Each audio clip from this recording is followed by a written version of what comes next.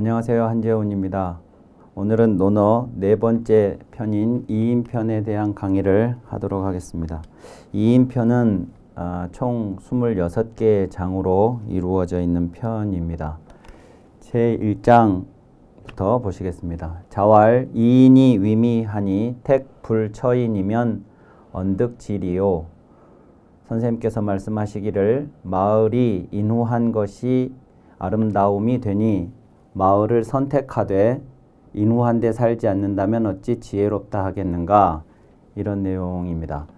우선 여기서는 이제 이인 할 때 이 인자가 나왔는데 이걸 보통은 이제 인후하다 이렇게 표현합니다. 그러니까 이제 인이라는 건 보통은 개인이 어떤 사람이 인하다 하는 이제 그런 덕성을 표현하는 말인데, 이건 이제 마을에 대해서 인자를 쓰고 있기 때문에 인후하다 이렇게 이제 후자를 더 추가해서 보통 해석을 합니다. 근데 이제 여기서 주목해야 되는 건 이제 이 마을입니다. 마을은 공동체인데요. 그러니까 이제 개인이 있으면, 어떤 개인이 있으면 그 개인 이외의 타인에 가장 가까운 집단들이 이제 있는데, 가장 가까운 것이 가정이지요. 가정이고 그 다음이 마을입니다. 마을. 근데 이 가정하고 마을은 이제 이 가정은 나하고 같은 피로 연결된 사람들이라는 의미가 있는데 비해서 이 마을은 이제 우리 같은 씨족도 있을 수 있지만 다른 씨족들, 다른 사람들, 다른 집 이웃들이 함께 살아가는 공간입니다. 그래서 꼭 씨족이라 할 수는 없는데, 그런데 우리 집안이, 이 집안이 내가 태어나기 훨씬 이전부터 이 마을에서 정착을 했다 그러면 이 마을 사람들하고는 아주 긴밀하게 관계를 맺고 살아갔을 그런 이제 공동체인 것이죠. 그래서 이제 어떤 의미에서 보면 이 마을의 마을이라는 건 가정의 연장이다 이렇게 볼 수도 있습니다. 그래서 뭐 옛말에 아이 하나를 키우려면 마을이 필요하다고 하는 것도 단순히 그 공간상의 의미라기보다 어떤 이제 사람이 성장해 가는데 필요 있어서 가정에서 제공해 줄 것도 있지만, 가정 이외에 마을에서 그 아이를 성장해 가는데 이제 필요한 것들을 제공해 주기 때문입니다. 그래서 이제 마을이라고 하는 게 대단히 중요한 의미를 갖습니다. 보통 이제 여기가 수신이라면 여기는 이제 제가가 되고, 여기 건너뛰고 이제 치국으로 바로 가는데 여기 사이에 마을이 있다 하는 것을 아실 필요가 있습니다.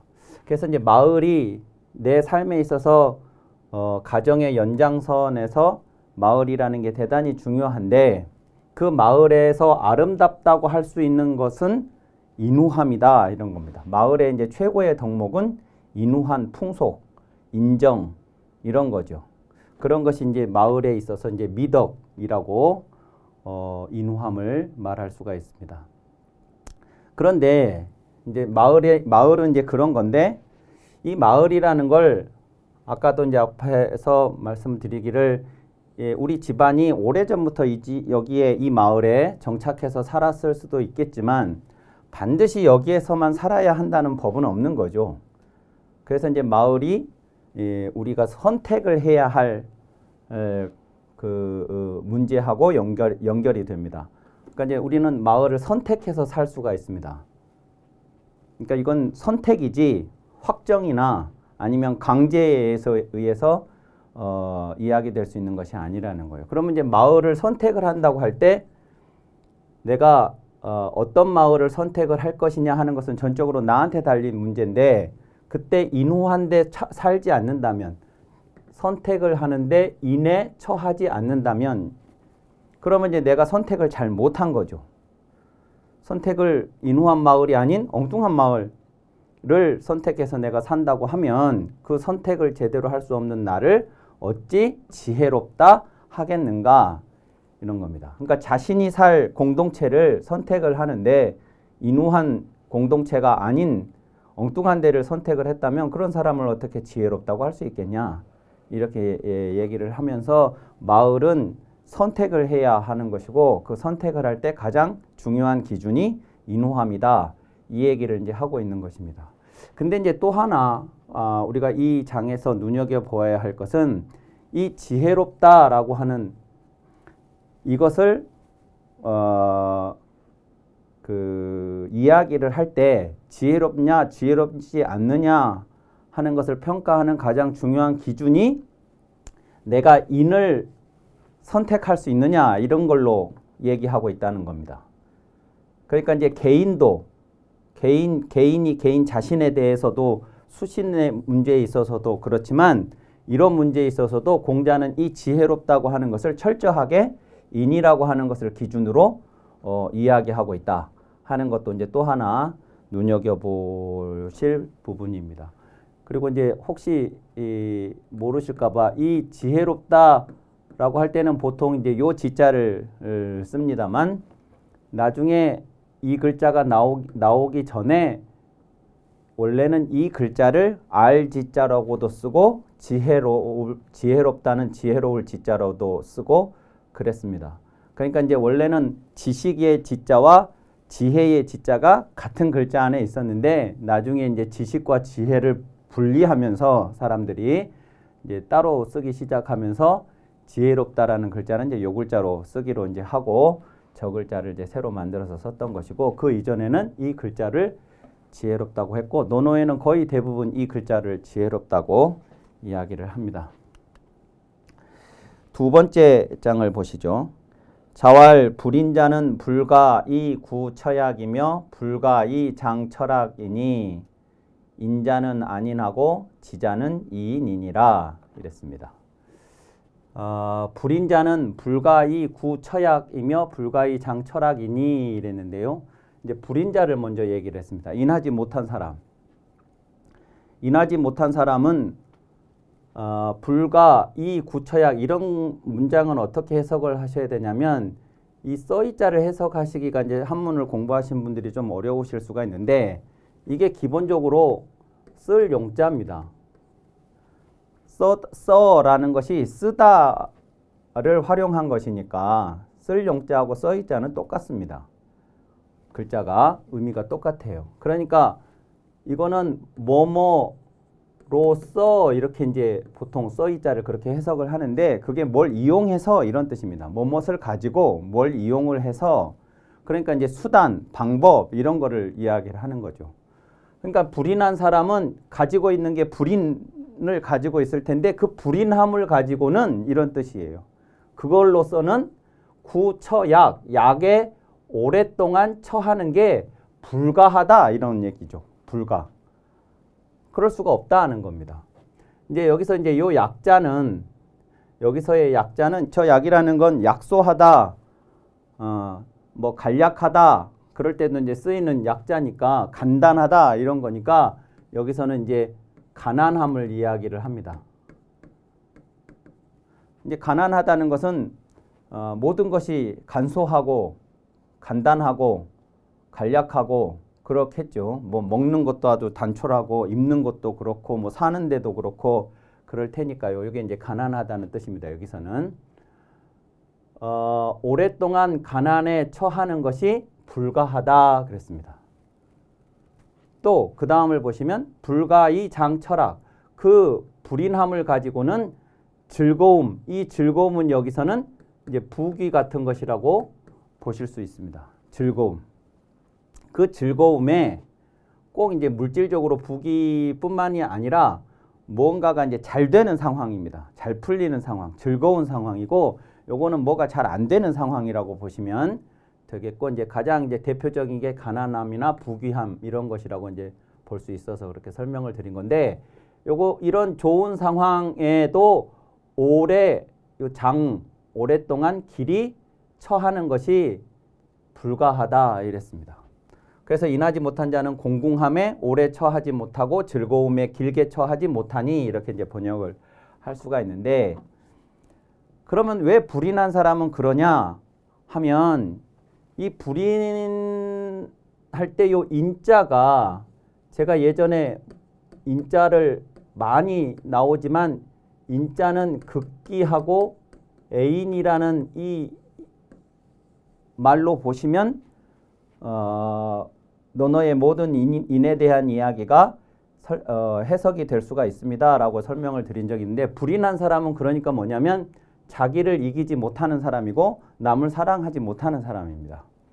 기본적으로 이제 자기를 이긴다는 것은 자기의 욕망, 예, 이기적인 이제 그런 경향성 이런 것을 이기는 것을 말하는 것인데 그러지 못한 사람, 자기 자신의 그 불편함이라든가 또는 그 상황의 불편함이라든가 이런 것들을 이기지 못하는 사람은 가난함에 오래 처하지 못한다 하는 것이죠.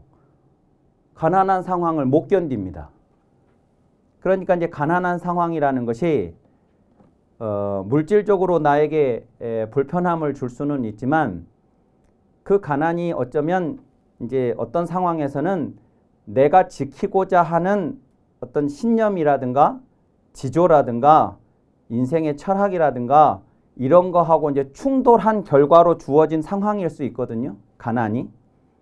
예, 그러니까 이제 권력자에게 아부하지 못하거나 아니면 잘못된 상황에 편승하지 못하거나 해서 내가 가난을 해진 상황. 말하자면 우리가 일제강점기 시기에 독립운동했던 사람들은 전부 가난한 사람들입니다. 거기에 이제 편승해서 매국을 한 사람들은 아주 부유한 삶을 살았겠지만 이제 그런데 이 가난이라고 하는 것 때문에 내 신념이나 지조를 나는 버릴 수가 없다 하면 거기에 이제 오랫동안 처해야 되는 거죠. 그게 언제 끝날지 모르는 상황을 나는 견뎌야 하는데 불인한 사람은 그걸 못한다는 거예요. 또 이 즐거움도 오래 처하지 못한다는 게 물질적으로 뭔가 또는 어떤 상황이 잘 풀리는 상황이 되면 거기에 도취해가지고 예, 거기에서 더 겸손하고 더 정당한 방식으로 이제 그 상황을 유지를 해야 될 텐데 그것이 이제 뭔가를 가지게 되면 자기가 이제 세상에 예, 무소불위 못할 것이 없다 하고 싶은 건 다 한다 이제 이런 그 상황에 도취가 돼가지고 이제 엉뚱한 짓들을 이제 하게 되니까 이 락이라는 상태를 오랫동안 유지를 할 수가 없어서 길이 그 락 즐거운 상황에 길게 처하는 것이 불가능하다 이렇게 이제 된 것입니다. 자, 그러니까 인자는 안인하고 지자는 이인이니라 이랬죠. 인한 자는 인에 안정하고 지혜로운 자는 인을 이롭게 여긴다. 이제 안인이라는 말과 이인이라는 표현이 나왔는데 안인 할 때 저 안자 이 안자를 보통은 편안하다, 편안할 안 우리가 이제 그러니까 편안할 안이라고 많이 해석을 하는데 물론 편안하다는 뜻도 있습니다. 편안하다는 뜻도 있는데 저 안자의 기본적인 의미는 이 편안하다보다 안정이라는 의미가 더 가깝습니다. 안정적이다, 안정하다 이런 것입니다. 왜냐하면 이 안자에 당장 그 반대 글자가 위태로울 위자거든요. 안위, 불안정함이죠. 위태롭다는 것은. 그러니까 이제 어떤 상황에 내가 안정적이다, 안정하다 이런 뜻이라고 보시면 되겠습니다. 그래서 안인이라는 말은 인에 안정하다. 그러니까 이제 이 상황을 안정적인 상황으로 받아들인다는 것이죠. 인한 사람은 그런 사람이라는 거예요. 인한 자는 인이라는 것을 안정적인 상태로 받아들인다 하는 겁니다. 아까 이제 인을 제가 극기에 초점을 맞춰서 말씀을 드렸는데 자기 자신의 그런 욕망이라든가 이런 거 그러니까 이제 어떤 것이 옳은 것인지 알면서도 물질적으로 불편하고 가난한 것을 못 견뎌서 이제 거기에 따라서 자기 신념과 지조를 버리는 삶을 살게 되면 그 인의 안정을 못하는 거죠. 인을 편안하게 여기지 않는 게 아니라 거기에 안정을 못하고 동요를 해버린 것인데 인한 사람은 인이라는 것을 가장 중요한 요소로 여기기 때문에 인에 안정한다 이런 말입니다. 반대로 이제 반대가 아니라 이제 상대적으로 지혜로운 사람은 그럼 어떠냐면 지혜로운 자는 인을 이롭게 여긴다 그랬죠. 이인 그랬습니다. 이인이라는 것은 저것은 조금 이제 계산이 들어간 것인데요. 세상의 어떤 것보다도 인을 이롭게 여긴다는 뜻입니다. 근데 그것은 어떤 차이가 있냐면 안인하고 이 인의 차이는 요 안인은 나와 인이 하나인 상태입니다. 내가 인이었을 때 인했을 때 가장 안정적인 상태로 받아들이니까 나와 인이 하나인 거예요. 그에 비해서 이 인은 아직은 나하고 인이 하나인 것은 아닙니다. 그냥 이게 이로우니까 나는 하는 거예요. 근데 다른 어떤 것보다도 인을 이롭게 여긴다는 점이 다른 사람들하고 다른 거죠. 지혜로운 사람은 인이 이롭다는 사실을 인이 세상에서 가장 이로운 것이라는 것을 알고 있는 사람입니다. 그러니까 이제 부귀공명을 추구해 가는 것이 아니고 이 인이 나한테 가장 이로운 것이라서 그 인을 지향하는 사람이에요. 근데 그것이 아직은 나하고 하나가 된 상태는 아닌 사람입니다. 그래서 인자하고 지자가 좀 차이가 나는 것입니다. 비유를 들자면 이인이라는 것은 요 인을 만약에 운동이다 이렇게 이제 비유를 들어보면 운동을 나는 별로 하고 싶지 않고 혹은 어쩔 때는 막 귀찮고 그런데 운동만이 살 길이라서 나는 하는 겁니다. 그게 이로우니까 나한테. 그래서 이제 하는 것이고요. 요 안인이라는 것은 그 운동이 나한테 이롭냐 안 이롭냐 이롭지 않느냐라는 그런 계산 자체를 하지 않아요. 그냥 운동을 했을 때 내가 제일 행복한 거예요. 그러니까 운동을 그냥 하는 겁니다. 거기에 무슨 계산 이런 것이 들어간 것이 아닌 이제 안인과 이인을 그런 식으로 이해를 하시면 되겠습니다. 자, 세 번째는 여기도 이제 인에 대한 이야기가 나오는데 그러니까 이인편은 인에 관한 이야기가 이제 많이 수록이 된 편입니다. 자왈 유인자아 능호인하며 능오인이니라 그랬습니다. 호인 사람을 남을 좋아하다. 오인 그러면 남을 미워하다 합니다. 사람은 누구나 어떤 사람들을 미워하기도 하고 좋아하기도 하고 그렇습니다. 근데 유인자아 오직 인자만이 그럴 수 있다고 공자가 얘기를 했습니다. 보통 사람들이 다 사람을 좋아하기도 하고 미워하기도 하는데 왜 굳이 인한 사람만이 할 수 있다고 하냐 하면 이제 여기에서 공자가 말하고 싶은 것은 요 능자에가 있습니다.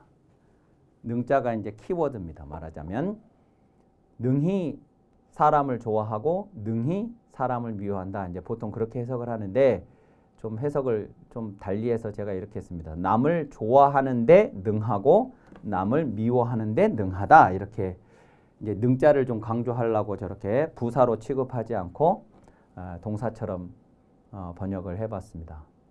중요한 것은 뭐냐면 호인, 오인 이것은 누구나 다 하는 거지만 인하지 않은 사람도 하는 것이지만 인하지 않은 사람이 하는 호인과 오인, 남을 좋아하고 미워하는 것은 진짜로 제대로 좋아하고 미워한 것이 아닐 가능성이 있다는 겁니다. 그러니까 그 사람이 좋아할 만해서 좋아하는 게 아니라 그 사람이 미워할 만한 짓을 해서 미워하는 게 아니라 내 편이 아니어서 그냥 미워하고 그 사람이 잘했는데도 내가 시기 질투를 하기 때문에 그 사람을 미워할 수도 있고 그 미워하다가 진짜 제대로 미워한 것이냐에 또 반대로 누군가를 좋아한다가 진짜로 그 사람이 잘해서 좋아한 것이냐, 공정무사하게 좋아한 것이냐라고 했을 때 보통의 경우 사람들은 거기에 문제가 있을 수 있다는 거예요. 제대로 좋아한 것이 아닐 수가 있고 제대로 미워하는 것이 아닐 수가 있다. 그러니까 이제 누군가를 좋아하고 미워하려면 다른 이유 없이 이 사람이 좋아할 만하면 좋아해야 되고 이 사람이 미워할 짓을 했으면 미워해야 되는데 거기에 다른 이유들이 개입을 한다는 거예요. 보통의 경우.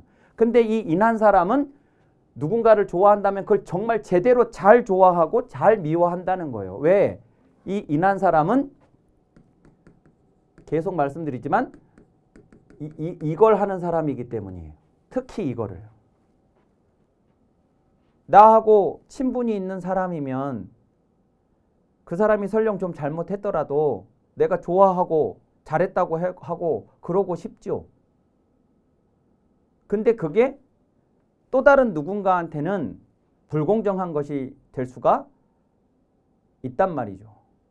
그러니까 나만을 생각하는 게 아니고 이기적인 생각이 아니라 그걸 이기고 그 사람이 아무리 나하고 가까운 사람이지만 만약에 그 사람이 문제가 있다 그러면 나는 그 사람을 좋아할 수만은 없다. 이렇게 이제 할 수 있어야 제대로 사람을 좋아하는 거다. 남을 좋아하는 거다. 이제 이렇게 되는 것이죠. 오인도 마찬가지이고요.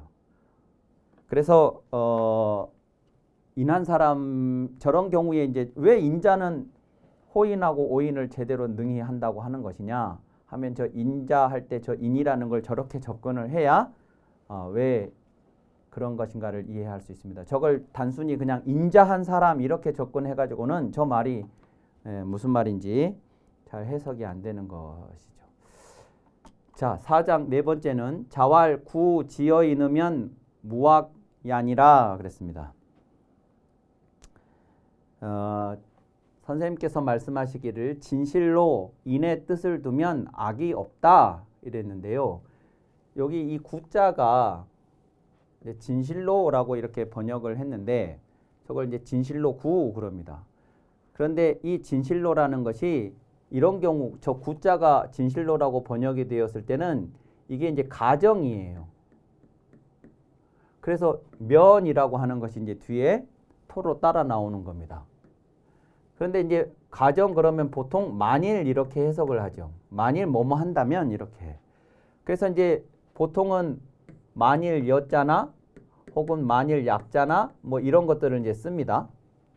그런데 이렇게 구라는 글자를 썼을 때는 가정을 하기는 하는데 이게 이런 여자나 약자 만일로 해석되는 가정보다 더 강한 가정이에요. 진짜로 뭐뭐 하기만 하면 뭐뭐 한다면 이렇게 이제 하는 거니까 만약에 뭐뭐 한다면보다 진짜 뭐뭐 하기만 하면 내가 만일 대통령이 된다면 이렇게 가정을 하는 것보다 내가 진짜 대통령만 되면 이게 훨씬 더 강한 가정이라는 것을 염두에 두시면 되겠습니다. 진실로 인의 뜻을 두면 했는데 지어인 인에다 뜻을 두면 했습니다. 그러면 이제 저 뜻을 두면이라고 하는 게 여기서는 중요한 부분인데 저 뜻지자가 이제 논어에 여러 번 나옵니다. 앞에서도 공자가 15살의 배움에 뜻을 둔다라고 하는 표현이 하기편에 있었는데 이 뜻지자를 옛날 글자로 쓰면 이렇게 씁니다. 이게 이제 전서체입니다. 요건 해서체죠. 해서보다 이제 더 오래전 글자가 전서체고 전서체가 한자의 원형을 더 잘 반영하고 있습니다. 그런데 저 글자를 보시면 이 글자 위에 있는 것이 요 갈지자입니다. 그리고 아래에 있는 것이 마음심자입니다. 요 갈지자는 그러니까 여기 어떤 장소가 있으면 예컨대 여기가 서울이다. 그러면 서울에서 어딘가로 떠나간다. 그럴 때는 갈 거자 같은 걸 씁니다. 서울을 버리고 가는 거거든요. 그래서 이게 버릴 거자가 되는 거예요. 근데 반대로 어디서인지는 모르겠지만 서울로 가는 것이 있죠. 이럴 때 갈지자를 씁니다. 갈지자는 목적지가 나와 있는 것이에요. 요것은 떠나는 곳이 나오게 되는 거고요. 예컨대 그러니까 지경 그러면 서울로 가다가 되는 거고, 만약에 거경 이랬다 그러면 서울을 떠나는 게 되는 겁니다. 완전 갈지 갈거 그러지만 완전히 다른 말이 되는 것이죠. 그래서 요 갈지자는 뭔 말을 지향하는 것인데, 그 지향하는 목적지로 가는 갈지자와 마음심자가 합해 있으니까 이게 뭐냐면 뜻지자는 무엇인가를 지향해 가는 마음입니다. 어떤 목적지를 내 마음속으로 지향하는 것이 뜻지자의 뜻이에요. 그러면 지어인 그러면 인에다가 뜻을 둔다가 인을 지향하는 것입니다. 인에 내 목표를 설정하고 저 목적지에 기어이 가겠다고 하는 것이죠. 이제 그런 선비들을 지사라고 하지 않습니까? 뭔가 그 자신의 투철한 신념이나 지조를 가진 선비들을 지사, 기어이 그 목적지를 가겠다. 그 과정에서 내가 샛길로 새지 않고, 뭐 다른 것에 유혹받지 않고 그 길을 나는 기어이 가겠다 하는 것이 이제 지사죠. 그래서 인에다가 뜻을 두었다는 것이 이제 세속적인 어떤 다른 부귀, 영화라든가 이제 다른 것을 더 중요한 가치로 여기지 않고 나는 인을 가장 소중한 가치로 생각하고 기어이 나는 인을 성취하겠다 하는 것을 마음속으로 뜻을 세웠다 이런 말이 됩니다. 그러면 악이 없을 거다 그랬습니다. 그러니까 이 뜻지자가 두 가지가 있는 것이죠. 긍정적인 의미가 있고 부정적인 의미가 있는데, 이 긍정적 의미는 목표를 설정했다는 점입니다. 그러니까 예컨대 대전에서 나는 서울을 가겠다 하고 목적지를 설정했다는 얘기는 부산으로 갈 가능성은 이제 없다는 겁니다. 남쪽으로 내려갈 가능성, 북쪽으로 간다고 했으니까. 이제 그런 점에서 뜻지자는 이제 그것을 향해서 갈 거라고 하는 이제 우리가 이제 신뢰를 가질 수 있는 긍정적인 측면이 있습니다만, 아직 나는 목적지에 도달한 것이 아니라는 한계도 가지고 있기 때문에 조금은 부정적이에요. 내가 서울을 도달한 건 아직 아니라고요. 인에다가 뜻을 뒀다는 게 인을 성취했다는 의미는 아니죠. 그러니까 이제 그것을 선이다 이렇게 표현을 하기는 어려워요. 그러니까 무악, 적어도 악은 없을 거다. 즉 다시 이제 북쪽 서울 쪽이 만약에 선이고 남쪽 부산 쪽이 악이다면, 이제 예를 들어서 그러면 남쪽으로 내려갈 일은 없을 테니까 악은 없을 거다 이렇게 얘기를 하는 거라고 볼 수 있겠습니다. 저 표현이 이제 그런 의미들을 담고 있는 것입니다. 자, 오늘 강의는 여기까지 하고 다음 시간에 이어서 계속하도록 하겠습니다. 감사합니다.